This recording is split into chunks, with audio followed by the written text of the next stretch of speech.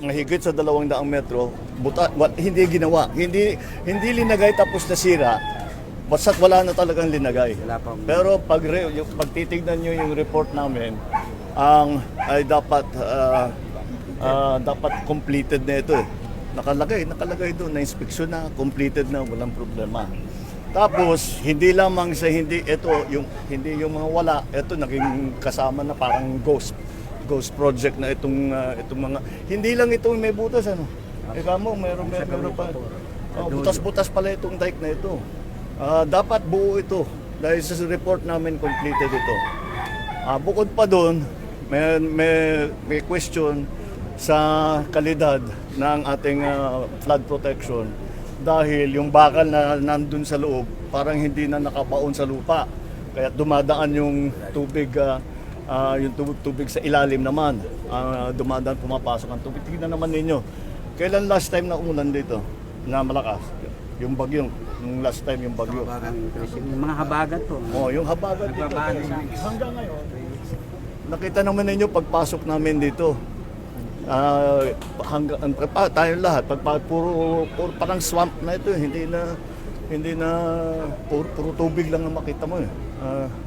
Kaya dapat, ito alam na namin, this was what was this sinong kumpanya ito? St. Timothy. St. Timothy to. St. Timothy ang kontratista dito.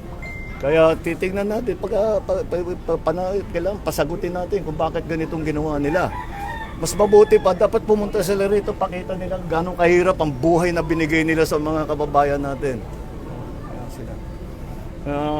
Hindi pala, kaya gagawin namin, ngayon na nalaman na namin, mabuti nga yung website nandyan at marami nang nagsusumbong.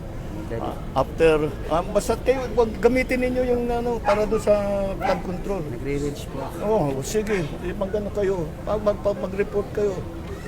Paulit-ulit yung report na sa akin, report na kay Gob, report na kay Kong, lahat ng reportan ninyo para alam namin, pati sa press, report ninyo para alam namin lahat. Dahil hindi pwedeng ganito. Pambira. This has been going on for years. Kailan inumpisahan ito? Itong dike. 2000. Hindi, yung una. Hindi, ito yung nabuo. Yan po yung una. 21. Tapos lumipat po doon sa Timothy. Tapos gano'ng katagal Ngayon sila may nagtrabaho? ongoing po. May ongoing ngayon. Tapos lumipat ngayon sila doon sa kabila. May ginagawa. Anyway, ang katatuhanan, under specification yung dike dahil nga sa bakal. Tapos nakita mo kung pag hahanapin ninyo, meron kami mga picture. Pati meron kami mga diver na sinisid dun sa ilalim. At nakita talaga, very manipis lahat ng simento, hindi pantay-pantay. Basta hindi maganda ang trabaho. Talagang bibigay. Kaya't bumigay na nga. Kaya't kailangan nila sagutin kung bakit ganito. Pero ang hirap dahil ipapakita natin ito what possible excuse do they have for not doing this? Hindi ko maisip. May dredging pa dapat. Tapos ito pa, lahat ng flood control may kasamang dredging at saka desiltation.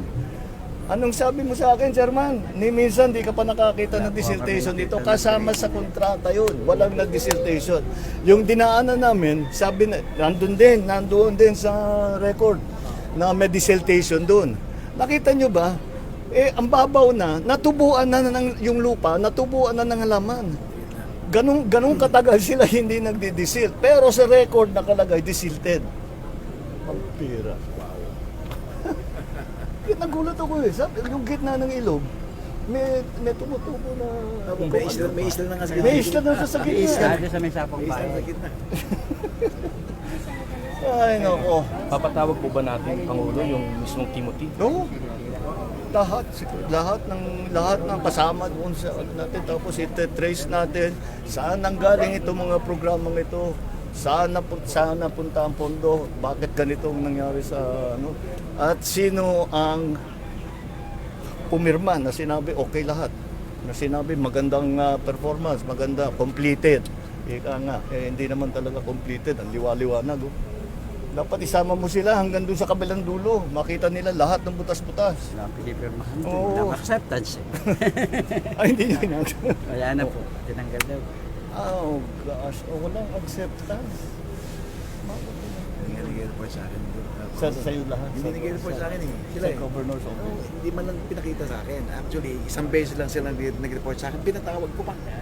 Yung mga DP. Pinatawag ko pa.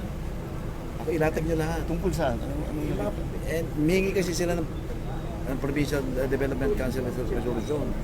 And may kailangan sila. Kaya sabi ko, punta kayo sa akin. Puntahan nyo ako. Ay, gusto ko makita lahat. Oo. Pinakita. Tapos sinita ko na sila. Sabi ko, oh, ngayon lang. Sabi ko, ngayon lang nag-report yung ano nyo. Bakit? Sabi na, oh, ngayon hindi nyo pinireport. Eh, namin naman nila. Eh, dapat makita namin eh. Hindi na lang sila nag-report. Hindi lang nila nakikita. Acceptance. Hindi ako pa. Pero nakalagay sa record completed. Pero nakalagay sa record completed. Completed lahat. Completed Kasi lahat. tinanggal na raw po yung acceptance. Oh, wala nang acceptance sa Ng DP, local. ng DP, tinanggal na. Ito Ano, kahit pambili yung pera sa tahanan sa ka nagabad. Ego, sa pilitan yung kanilang ginawa na acceptance. So, President, Anyway, pupunta pa po tayo dun sa Barangay Frances. meron kami pupunta na isa pa. Para Frances po. ano Sa naman. Frances. Ganyan din ang Ganyan, situation. kung titignan natin kung ganito nga rin ang para makita natin Sa ang Makagog. sarili. Frances. Okay, thank you. Thank you.